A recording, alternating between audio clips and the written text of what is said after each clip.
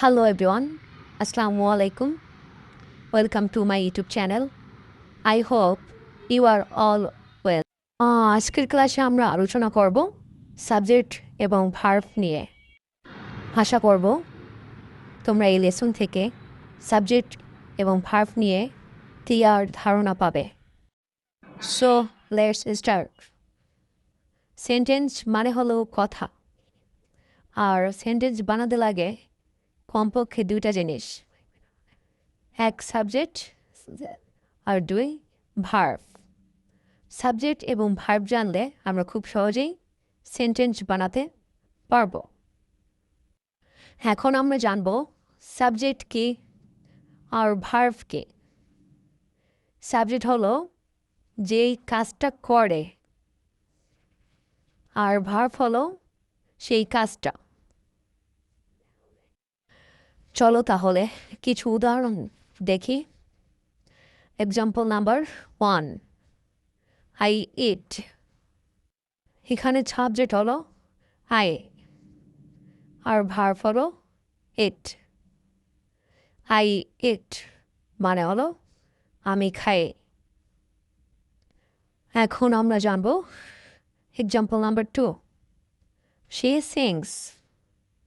এখানে সাবজেক্ট হলো she, verb হলো sings। she sings মানে হলো সে গান গায়। এখন আমরা জানব এক্সাম্পল নাম্বার 3, they play। এখানে সাবজেক্ট হলো they, ভার্ব হলো play। they play মানে হলো তারা খেলে। এখন আমরা জানব এক্সাম্পল নাম্বার 4, he runs। এখানে সাবজেক্ট হলো he, ভার্ব হলো runs। he runs মানে হলো সে দৌড়ায়। এখন আমরা জানব এক্সাম্পল নাম্বার 5, we learn। এখানে সাবজেক্ট হলো we, ভার্ব হলো learn। we learn মানে হলো আমরা শিখি। আমরা এইভাবে সাবজেক্ট এবং ভার্বের সমন্বয়ে সেন্টেন্স তৈরি করব। এখন আমরা এই ক্লাসে যা যা শিখলাম সেগুলো সামারি দেখব। Example number 1, I eat। এখানে সাবজেক্ট হলো I, ভার্ব হলো eat মানে হলো আমি খাই। Example number 2, she sings। এখানে সাবজেক্ট হলো she, ভার্ব হলো sings সে গান গায়।